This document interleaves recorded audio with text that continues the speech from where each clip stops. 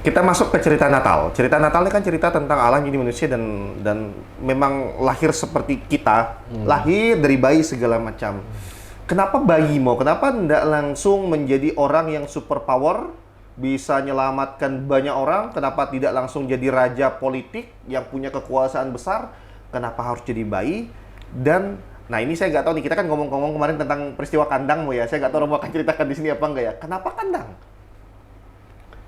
Ya, jawabannya sebenarnya gini. Saya mengajak kamu baca ya, yang namanya Ibrani ya. Kitab Ibrani itu sangat benar, sangat luar biasa.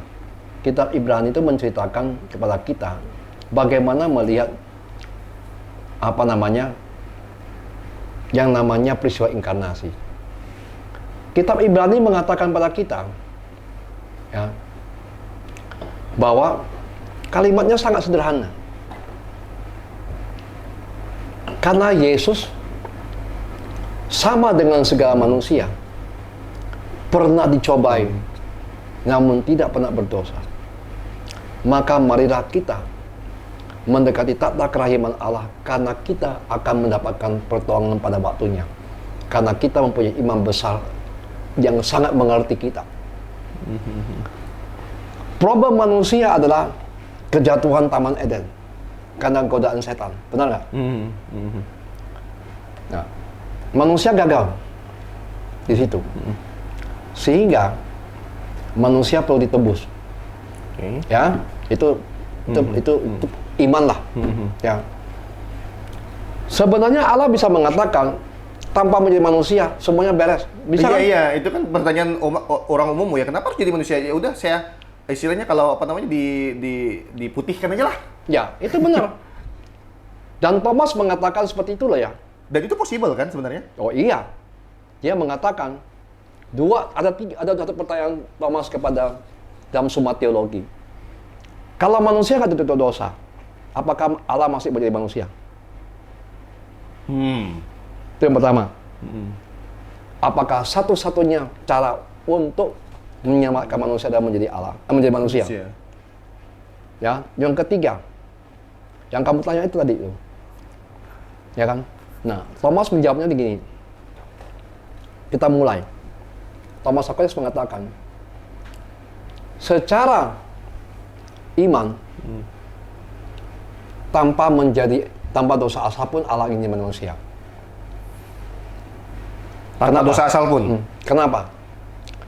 Karena Allah mencintai manusia sebagai citranya, sehingga dia ingin bersatu dengan manusia sangat erat, sampai dia bersedia untuk menggabungkan kodratnya.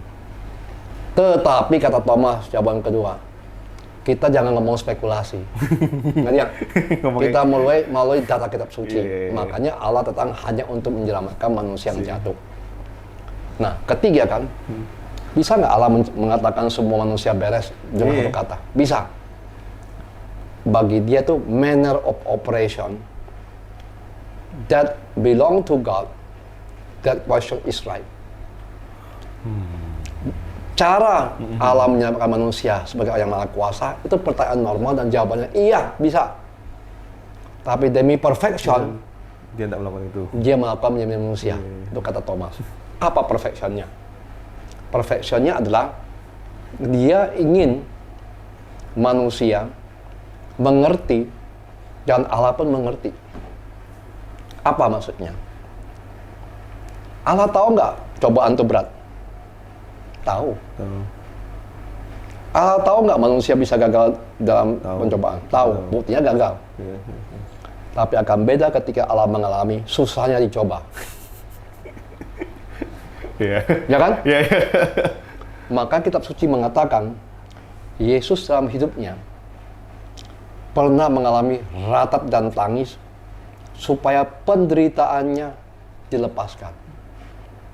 Tapi karena ketaatannya tidak dilepaskan, maka dia dimuliakan melalui penderitaan. Artinya apa? Artinya Allah mengalami semua nasib manusia, termasuk kematian. Maka manusia mendekati Allah dengan gampang. Apa? Lu juga ngerti kok. Makanya Ibrani mengatakan, marilah kita menghadap tata kemurahan hati Allah. Karena kita akan mendapatkan pertolongan pada waktunya. Karena kita punya imam besar yang tidak hanya di surga, tapi turut merasakan kelemahan kita. Itu intinya. Jadi persoalan inkarnasi adalah persoalan perfection dan model. Kata Thomas. Secara operasional sebagai Allah Maha Kuasa, dia bisa mengatakan beres. Iya. Dia menciptakan segala sesuatu dengan mulut doang kan, kata kan. Lah itu maksudnya tadi saya bilang tuh, dia ciptakannya langsung jadi raja, menguasai seluruh dunia, semua orang Bisa. bisa. Itu mode of operation as Almighty God. Tapi untuk perfection dan model, dia melakukan inkarnasi.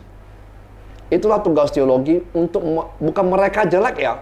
Tata kitab sucinya ada di Ibrani. Dia karena imam besar kita bukan yang tidak pernah turut merasakan kelemahan kita. Itulah yang sangat luar biasa inkarnasi. Kamu pernah di penjara nggak? Enggak, oh. Tapi kamu tahu penjara susah nggak? Iya. Tapi tanya orang masuk penjara beda nggak? Iya, betul. Itu maksudnya.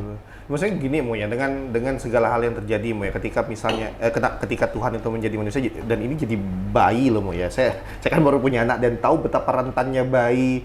Nggak usah kita bicara tentang yang aneh-aneh lah. Kena angin sedikit, batuk, flu. Maka ketika Allah itu menjadi manusia itu kan, dan dalam bentuk bayi itu saya membayangkan bahwa Allah yang Maha Kuasa ini jadi sosok yang sebenarnya bukan melindungi, justru butuh dilindungi. Ya butuh itulah kerendahan dijaga. hati Allah. Kerendahan hati inkarnasi adalah kenosis, adalah Allah yang luar biasa, El Shaddai, yang orang Israel pun tidak berani untuk mendekati Gunung Sinai. Sorry Mo, dan satu Mo, dan dia masuk dalam waktu loh Mo. Ketika Ya. saya bicara masuk dalam waktu, ada batasan. Kalau saya gunakan, misalnya Allah adalah saya nih, bukan maksudnya apa-apa ya, melihat segala yang terjadi, saya belum tentu sabar melihat tingkah manusia, sementara saya punya kuasa untuk mengubah itu dalam sekejap mata Mo. Itu saya bilang model perfection dan model bahwa waktu, ketika dia masuk waktu, dia menyucikan waktu, sekaligus waktu yang terjadi itu bukan akhir segalanya sebenarnya. Nah, yang lebih penting adalah bahwa kenapa Allah ingin menjadi bayi, gini loh, Allah yang Maha Kuasa yang melindungi hidup manusia, memberi hidup manusia, menjadi manusia lemah yang sebenarnya dilindungi malah dilindungi oleh yang diberi hidup. Ya kan? Itu mau saya bilang, karena ini connect dengan saya karena saya punya bayi gitu loh. Jadi itu bukan melindungi kita loh. Ini kita tahu, kita waktu itu Maria sama Yosef mungkin nggak tahu kalau ini Tuhanmu ya, saya nggak tahu ya. Maksudnya ini kan bayi anaknya. Mereka tahu Tuhan tapi nggak jelas. Jangan mengatakan nggak tahu, karena kan sudah dikasih tahu malaikat. Oh iya, malaikat Gabriel ya. Proses iman itu nggak segampang itu. Ya, tapi yang saya mengatakan bahwa fragility, kerapuhan itu bukan suatu kejatuhan, tapi suatu pemuliaan. Maka kita Ibrani mengatakan Yesus disempurnakan dalam penderitaannya. Persis di situ. Karena dengan penderitaannya dia menjadi imam besar mengatasi segala langit. Dia mengerti kelemahan manusia. Itu loh masalahnya. Makanya Allah itu sejauh kita memanggil. Itulah Immanuel. Ngerti nggak?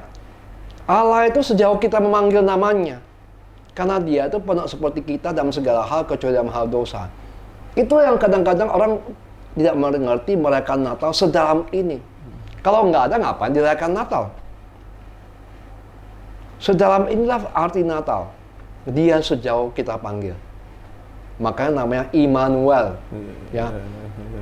Seperti kita ngomong HP lah ya. Seberapa jarak manusia dengan manusia? Sejauh satu WA. Ngerti nggak? Ngerti nggak?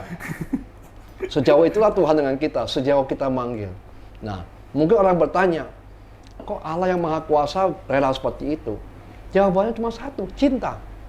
Kidung Agung 8 ayat 6 mengatakan, cinta itu kuat bagaikan maut, melebihi maut, nyalanya api, dan air bah tidak bisa memadamkannya. Artinya apa? Kalau ada cinta udah gila, ya, bisa buat apa aja demi cinta. Dan cinta itu yang dimiliki Allah, dia bisa buat apa saja asal manusia selamat.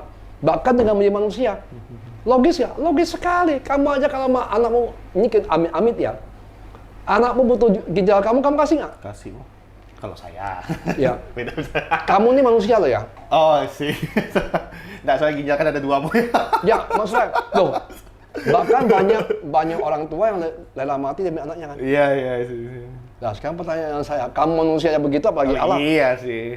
Karena Allah adalah sumber kebaikan dan pencipta kebaikan, dan dia kebaikan itu sendiri. So what? Jadi misteri inkarnasi, itulah misteri kecinta kasih Allah yang tidak bisa digampang dimengerti manusia, tapi dimengerti dalam arti apa? Alegoris, yaitu orang kalau cinta apa aja bisa buat. Maka Kidung Agung mengatakan cinta itu kuat bagaikan maut. Nyalanya nyala api. Bahkan api, air bah tidak bisa memadamkannya. Dan semua orang akan dihina. Bagi orang yang mencinta, bahkan duit tidak bisa membelinya. Itu kata kita Kidung Agung loh ya. Dari 8:6. Ya, jadi peristiwa alam manusia itu tidak masuk akal kalau kita nggak mengerti misterinya. Ya memang nggak perlu kok. Tapi the ball of perfection itu perlu loh. Thomas yang ngomong. Oh, iya. Sorry, ini di luar dari rencana pertanyaan saya kepada Romo, ini muncul ketika Romo memberikan beberapa penjelasan tadi ya. Ketika kita bicara bahwa Allah menjelma jadi manusia dari si bayi, lalu kemudian ini relate dengan salah satu poin utama dari Natal tahun ini tentang keluarga. Balik pertanyaan saya, dalam konteks misteri penebusan, Allah menjadi manusia, dalam konteks Natal ini juga, seberapa besar arti keluarga dalam cerita tentang rencana keselamatan ini, Bu? Pertama, Allah hadir kan tidak mungkin lahir dari pohon. Walaupun bisa kalau mau. Ya nggak perlu pohon lah, langsung muncul juga bisa lah. Itu. Ya kan? Tapi dia membutuhkan rahim. Dan itu kan keluarga yang normal. Ya itu fakta bahwa inkarnasi Allah itu bukan mitos, bukan suatu ide abstrak. Itu kenyataan konkret sejarah. Maka dia lahir dalam keluarga normal lah. Ya, jadi bukan sesuatu yang aneh gitu lah. Maka keluarga menjadi tempatnya Allah. Karena dia pernah di keluarga. Dan perkawinan disucikan. Well, gini saya tidak bermaksud mengerdilkan, tapi boleh nggak sih kalau orang-orang kita di kampung gitu memahami perayaan Natal itu sebenarnya perayaan hari keluarga gitu, boleh nggak? Saya tidak tahu itu mengerdilkan atau ya boleh ya. saja. Kenapa? Setelah minggu setelah Natal kan pesta keluarga kudus. Iya sih. Ngerti nggak? Ya itu sebenarnya perayaan keluarga, di mana dalam keluarga Allah hadir. Ya itulah arti sakramen perkawinan kan. Itu yang kadang-kadang orang lupa. Allah lahir ke manusia bukan sebagai sesuatu yang abstrak, ide, tapi sungguh nyata dalam keluarga. Bukan lahir di pohon gitu loh. Nah, ini satu lagi maksudnya, tapi di luar dari konteks pertanyaan di itu ya saya rencanakan. Orang seringkali mempertanyakan, ini pertanyaan di kampung mumpung saya ingat saya harus tanyakan ke Romo. Nanti kalau misalnya nggak penting di-cut aja. Pertanyaan orang di kampung, kenapa kalau merayakan Natal itu selalu lebih ramai daripada Paskah? Padahal kalau sejauh saya pelajari kan Paskah itu puncak dari perayaan iman keselamatanmu ya. Bagaimana harusnya umat melihat peristiwa Natal dan peristiwa Paskah dalam konteks perayaannya, Itu kan katekese ya. Oke. Saya juga nggak tahu. Ngerti nggak? Karena kan bagaimana tergantung katekese yang dibuat oleh petugas gereja, tetapi imam, uskup dan petugas yang lain itu saya kan nggak ngerti bagaimana mereka ngomong. Ya kan? Itu kan pertanyaan praktis. Kenapa A lebih dirayakan daripada B? Tapi mungkin saya bisa menerangkan secara manusiawi. Natal kan akhir tahun, orang semua libur. Ngerti nggak? Masuk akal aja. Ngerti nggak? Tapi ya kalau tanya saya kok begitu, nggak tahu saya. Tergantung katekese kan. Oke. Tapi itu di luar konteks. Iya. Itu sekilas saya muncul karena tadi ketika membicarakan Natal sebagai sebuah peristiwa iman, lalu kemudian dirayakan dan keluarga, maka gagap-gabitan Natal kan besar banget tuh. Nah, ini ketika tadi dari seluruh rangkaian yang Romo ceritakan dan kita belajar banyak ya, berarti kan bisa kita simpulkan bahwa Natal itu sangat teramat penting untuk dirayakan, bahkan dirayakan dengan gembira. Bagaimana Romo mau menjelaskan tentang Natal yang begitu penting untuk dirayakan dengan gembira ini, Mo? Sebenarnya tadi saya sudah jelaskan banyak bahwa Natal itu sebenarnya Allah menjadi satu dengan kita, ya kan? Dia menjadi saudara kita, kan, bahasanya brother Jesus, kalau Ibrani ngomong, ya kan? Dan satu hal lagi yang kita lihat adalah bahwa yang lebih dalam lagi adalah bahwa menjadi manusia itu bukan sesuatu yang malapetaka, bahkan menjadi rapuh itu tidak, itu kebahagiaan kita. Banyak orang berteriak gini loh, semua produk-produk film ingin mengatakan bahwa manusia sempurna itu Superman. Iya. Tembak nggak mati, nggak ada darah, segala macam. Tapi Superman-nya orang Kristen kan Yesus yang mati, berdarah-darah. Itu berarti menjadi manusia dengan segala penderitaannya itu nggak main-main loh ya. Gitu ada arti loh ya. Maka kerapuan dan kemuliaan itu satu dan sama loh ya. Satu koin dari dua sisi. Yesus disempurnakan melalui penderitaan.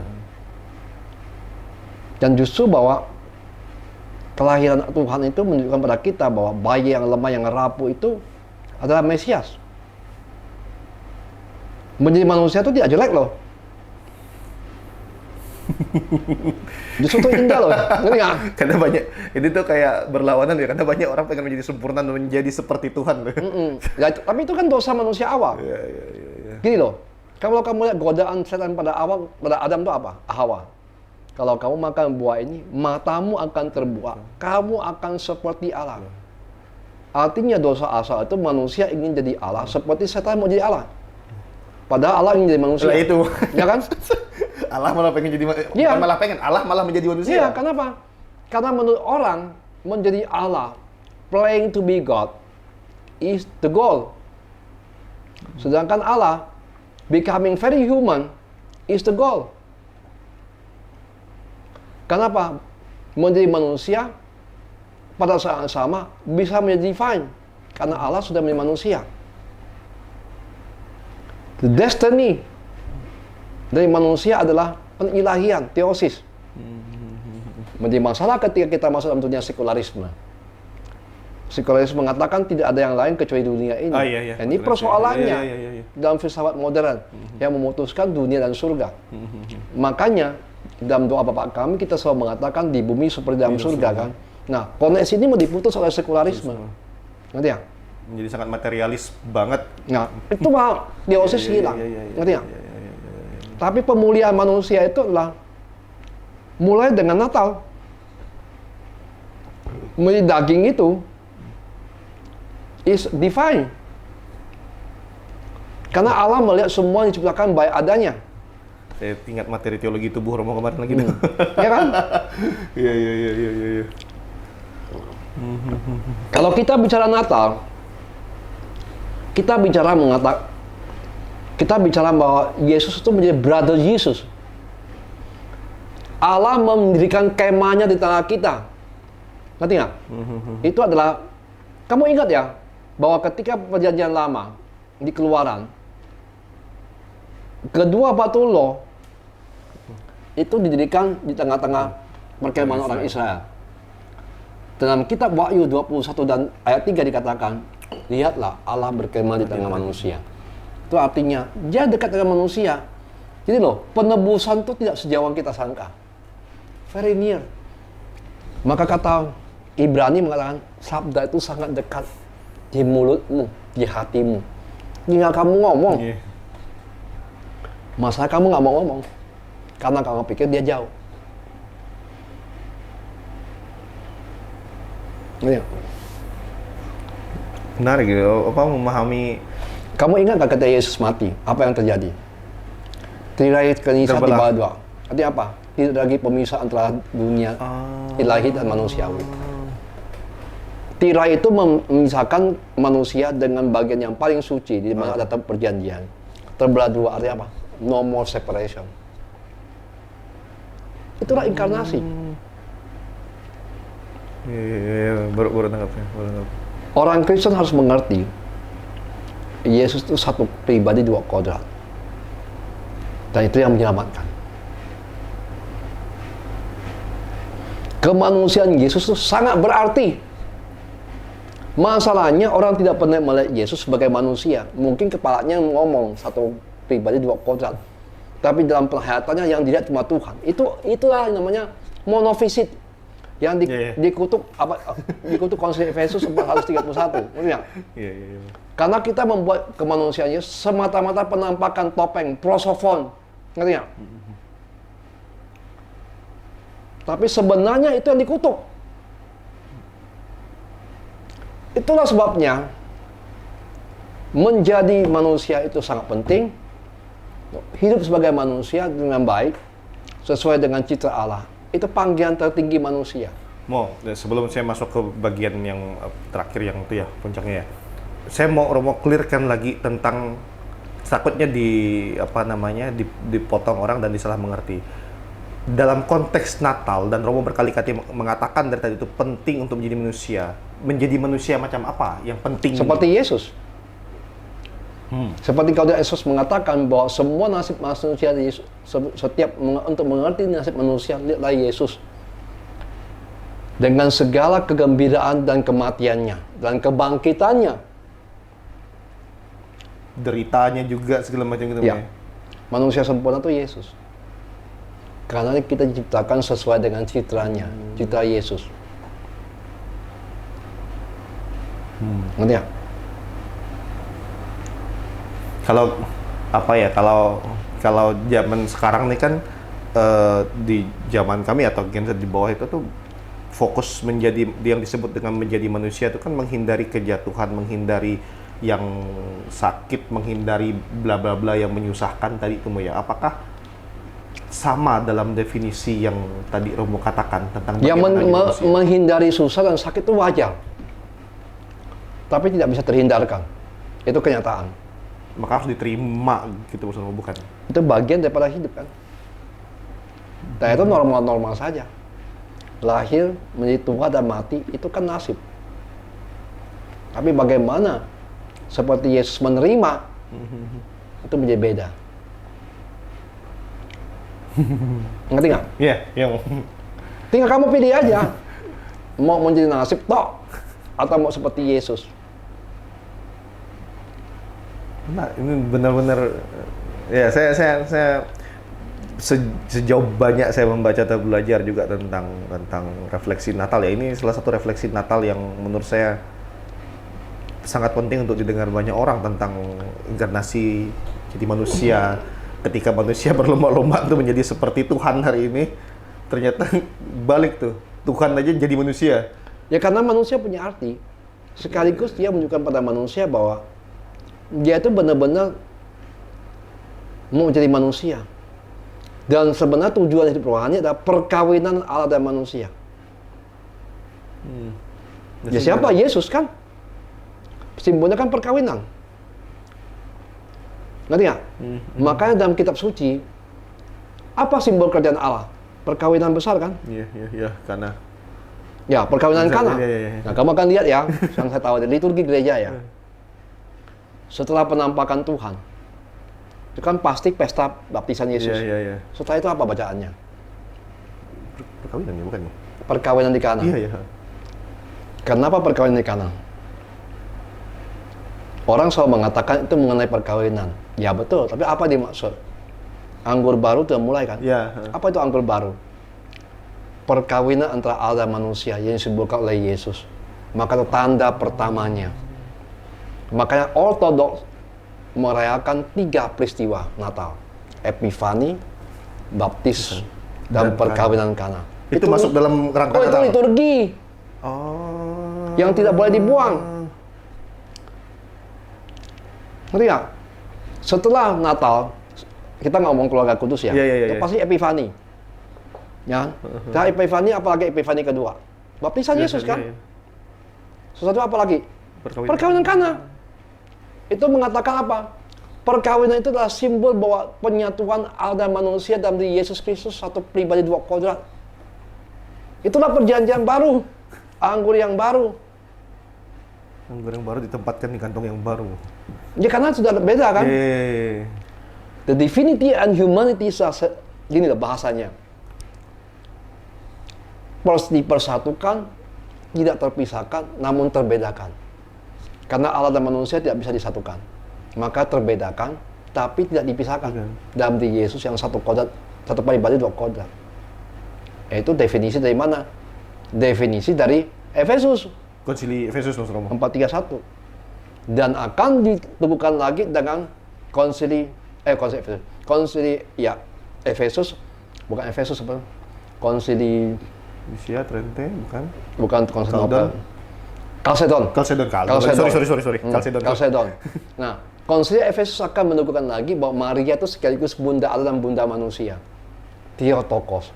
Oh iya, Theotokos. Ngerti ya? Iya, saya pernah dengar itu pas kuliah dulu. Jadi Kalsedon itu sangat penting melawan monofisit. Ngerti ya?